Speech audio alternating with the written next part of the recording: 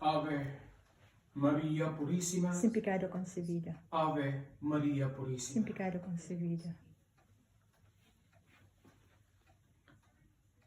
Sumainyo ang pagpapala, pag-ibig at kababaan na nagbubuhat sa kataas-taasang Diyos Ama, Anak, Espiritu Santo.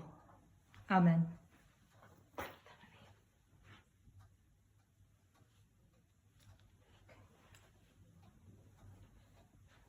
Hosanna,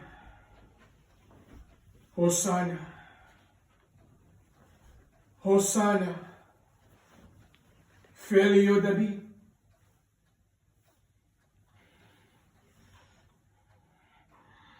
Benedictus qui veni.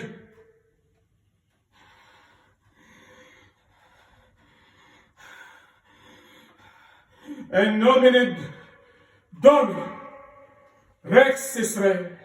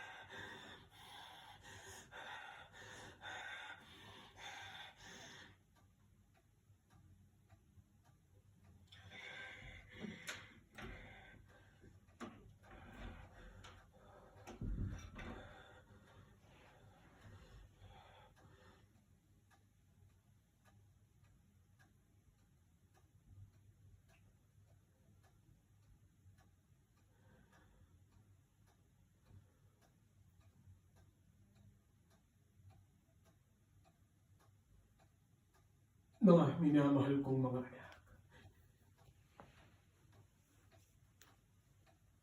mga anak,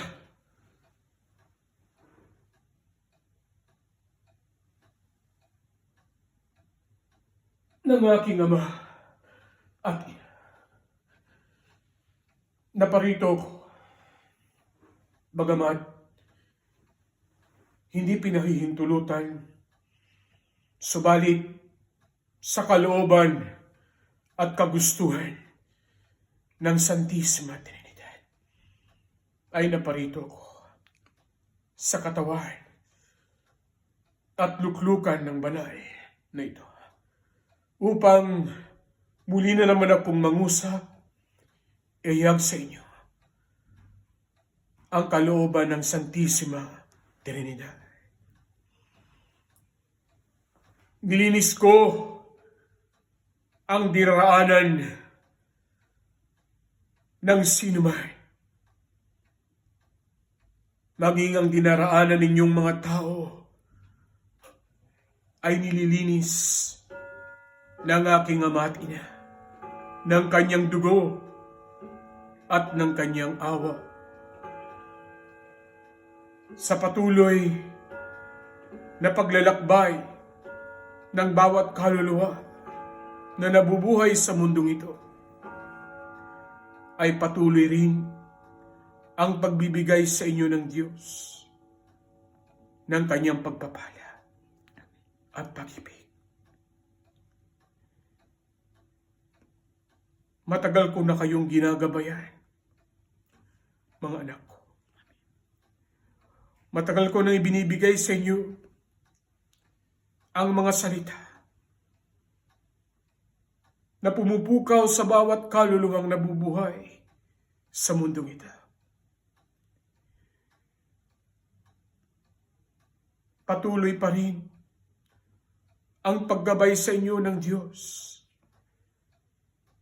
hanggat kayo tao sa mundong ito ay nakatungtong sa daigdig nito na buhay.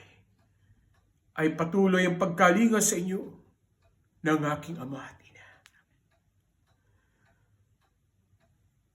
Tinataboy ninyo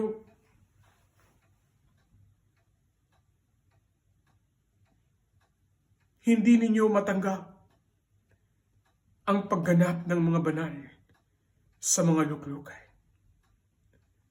Subalit ano pa ba ang silbi ng ibinigay sa inyong mga tatak na kabanalan at pagsasabog ng Diyos ng kanyang Espiritu sa lahat ng laman, kung hindi nila ibabahagi ang kalooban ng Diyos para sa sangkatauhan? Marami na akong winika, marami na akong babala sa mga nagdaang araw at panahon upang kayo tao ay magising, upang kayo tao ay mamulat sa katotohanan na bawat tao na nabubuhay ay nasasaklaw ng batas ng Diyos. Hindi lamang batas ng tao, kundi higit sa lahat ng batas ng Santísima Trinidad. Bakit hindi ninyo buksan ang inyong mga pandinig, ang inyong mga mata, ang inyong mga kamalayan sa mga nagaganap ngayon sa inyong daigdig? Matagal ko na itong mga winiwika. Matagal ko na itong isiniwalat sa inyo. Subalit ilan sa inyo ay winawalang bahala lamang ito. Na winiwika ninyo'y katang-isip lamang ng batang ito ang mga inyong naririnig. Buhat sa bibig ng luklukang ito.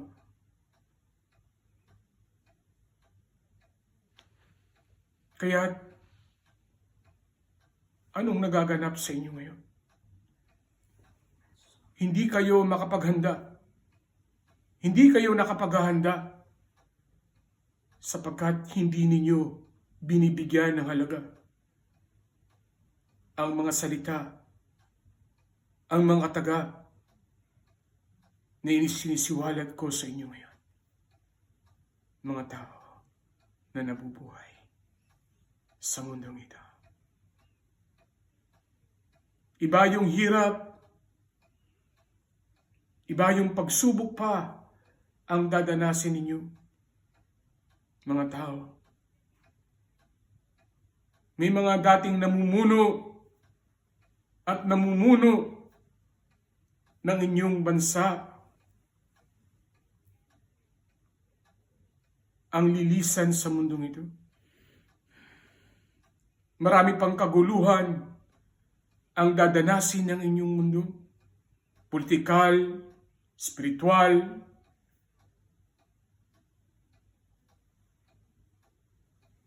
simbahang, mga namumuno,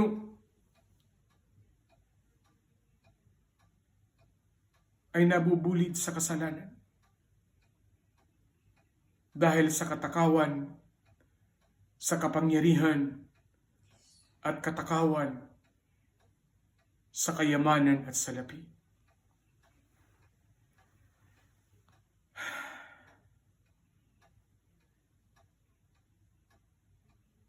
Anong winiwika sa inyo ng Diyos? Nagtetengang kawali lamang kayo sa mga narinig ninyong mga salita buhat sa inyong mahal na ingkong. At pilit ninyong isinasagawa ang inyong mga personal na layunin. Hindi ang layunin ng Diyos para sa kabutihan ng sangkatauhan. Nung winika ng inyong mahal na ingkong, nung siya'y nagwiwika sa kanyang banal na santuaryo at luklukan, kapag kung saan ko kayo iniwan, doon ko kayo babalikan. Pinaliwanag ko na ito noon kung anong nais ipahiwatig sa inyo ng inyong mahal na ingkong. Ito ba ay lugar? Ito ba ay gusali? Ito ba ay pangalan ng isang simbahan? Mga anak, ang nais ipahiwatig sa inyo ng inyong mahal na Ingo. Kung saan ko kayo iniwan ng mga kautusan, kalooban, at kung sino man ang sumusunod sa mga kalooban na ito at kautusan na winiwika ko sa inyo, siya kong babalikan at kukupkupin panghabang buhay, maging sa kabilang buhay. Yan ang nais ng mahal ko na maunawaan ninyo. Hindi ito lugar. Hindi ito pangalan ng simbahan. Kaya't maraming umaangkin na pangalan ng simbahan daw ang tinutukoy ng inyong mahal ko. O isang lugar ang tinutukoy ng inyong mahal ko. Hindi. Na katulad ng winika ko noong una, yun ang nais ng inyong mahal ko na maunawaan. Intindihan niyo ba, Lucila? Opo. Solidad? Sapagkat kung lugar yan, maraming aangkin. At isa pa, ang kaganapan ng Diyos saan mang lugar o mga pinagpakitaan ng inyong mahal na ina. Hindi ba't maraming lugar ito? Opo. Halimbawa na lang, sa Pati.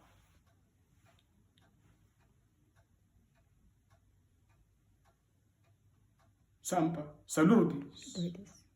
Sa Lima. Medjugorje. Maraming lugar. Pinagpakitaan ng inyong mahal na ina. Mababago niyo ba ang kasaysayan ng pagpapakita ng inyong mahal na ina sa mga lugar na yun? Hindi. Bakit? Sa mga namiminuno ng ibang simbahan, inilipat na raw ang lupang banal sa lugar na ito. Sa lugar na yan, hindi niyo pwedeng baguhin ang kasaysayan. Anumang gulo, anumang hidwaan ang nagaganap sa lugar na yon, yun pa rin ang lugar na ginanapan, pinagpakitaan, kinilusan ng Santisima Trinidad na yun ang inyong mahal na ito. Na matatagpuan ninyo sa Sacrifice. lupang banal. Lugar ng sakripisyo. Darating ang araw, mababago din ang lahat. Amen. Sapagkat nag-uumpisa ng maglinis ang Diyos Amen. sa mundong ito. Tandaan ninyo yan. Kung sino ang may puso na busilak at walang halong paimbabaw at pagkagahaman sa kapangyarihan at salapi, yan ang tatayo. Yan ang gagabayan ng aking Ama at Ina. Amen. Tandaan ninyo. Kaya't huwag kayong manghinaw.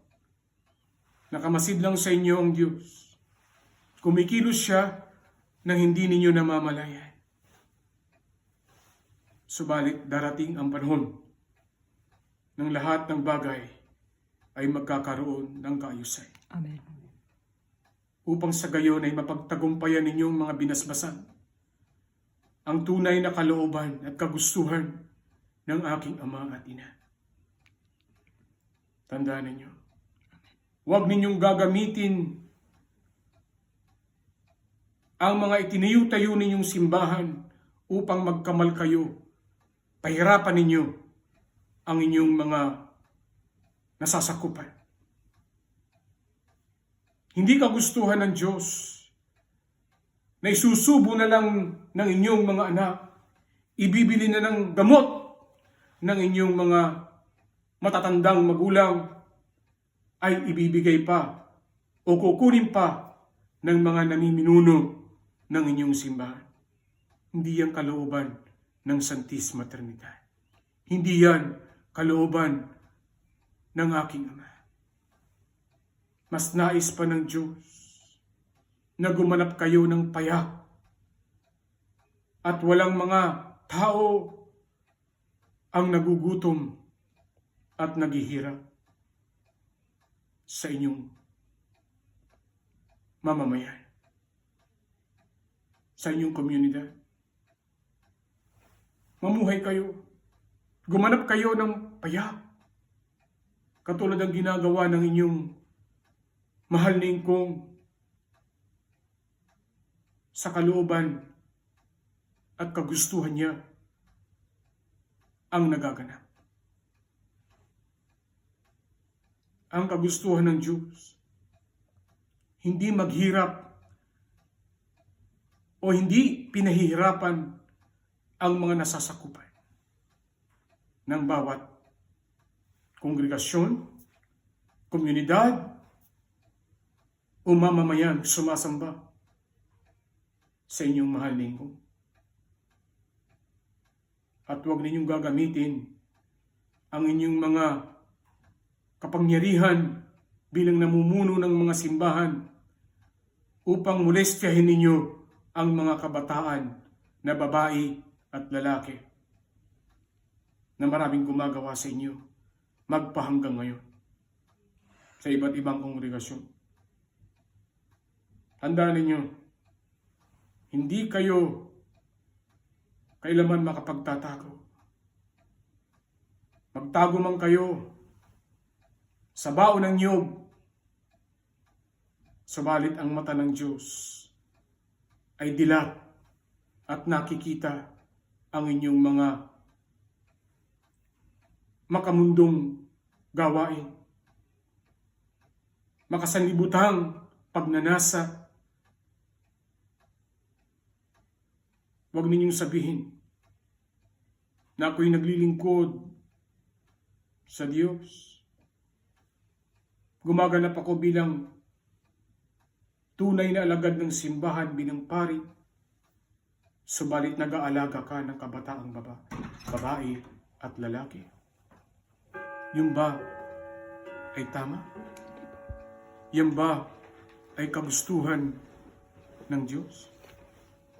Hindi po. Kaya dito pa lang sa lupa, kung hindi niyo ito mapagsisisihan, ay nakahanda sa inyo ang maladagat, malaasupring init ng apoy ng impyerno. Tandaan ninyo ito.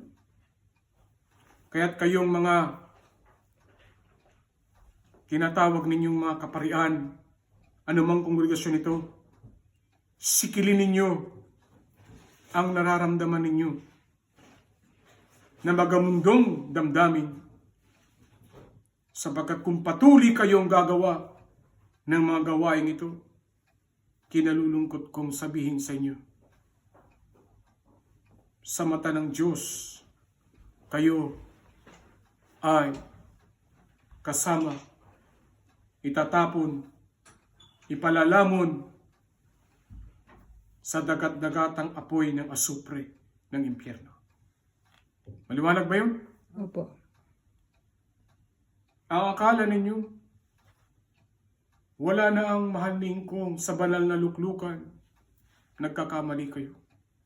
Ang Diyos kailanman ay hindi pumapanaw, hindi nawawala. Espiritu siyang kumikilos. Kaya nga naririto ako upang palahananan ko kayo, upang sa gayon ay maimulat ninyo ang sarili ninyo, may bangon ninyo muli ang inyong mga sarili sa tamang landas ng tunay na pagganap ng isang tunay na tinatakan, hinirang ng Santisima Trinidad. Naintindihan niyo ba ito? Opo. Kaya dito pa lang sa lupa, kung hindi ninyo mayalis ang sarili ninyo sa gawaing sanlibutan, kinalulungkot ko. Ang kaharian ng Diyos ay walang puwang sa inyo. Ang tunay na kaligayahan ay hindi ang pananatili ninyo sa mundong ito. Dito sa mundo ay magkakasakit kayo. Dito sa mundo ay magtatrabaho kayo para kayo mabuhay. Subalit kung patuloy na balansehin ninyo na higit ang kabutihan at kayo'y nakapaglilinis sa inyong mga kasalanan, aasahan ninyo buhay na walang hanggan ang nag-aantay sa inyo, na siyang pangako sa inyo ng aking Ama at Ina. Amen. Yan lang ang may wiwika ko sa inyo. At naway, magsilbi itong aral, gabay, sa bawat kaluluwang nabubuhay sa mundong ito. Ulitin ko, dadanas pa ng iba yung hirap, pagsasakripisyo, ang daigdig ninyo. Sa mga kalamidad, hindi ito mawawala. Mga kaguluhan, digmaan, karamdaman, na hindi magagamot ng siyensya kung hindi sa awa at tulong lang ng Diyos. Ito magkakaroon ng kalutasan. Amen. Kaya't sa pagpasok ng paggurita ninyo, sa ginawang pagtutubos ng kasalanan sa inyo ng inyong Panginoon, tunay na pagbabago, tunay na pagsisisi, tunay na pagbabalik loob ninyo sa Diyos ang hinihingi ng aking Ama at Ina. Upang sa gayon, hindi lang sa panahong ito, kundi sa mga darating pang panahon ng inyong buhay, ay maging gawain na ninyo ito. Upang sa gayon, pagdating ng takdang panahon, nahaharap na kayo ng tuwiran sa hukumang panghatol ng Diyos. Kayo ay mapapabilang sa amin Amen. na liwanag ng kalangitan. Amen. Ave Maria Purissima. Pecado concebido. Ave Maria Purissima. Pecado concebido. Ave Maria Purissima. Pecado concebido. Sumanyo muli ang aking pagpapala, Ama, Anak, Espiritu Santo. Amen.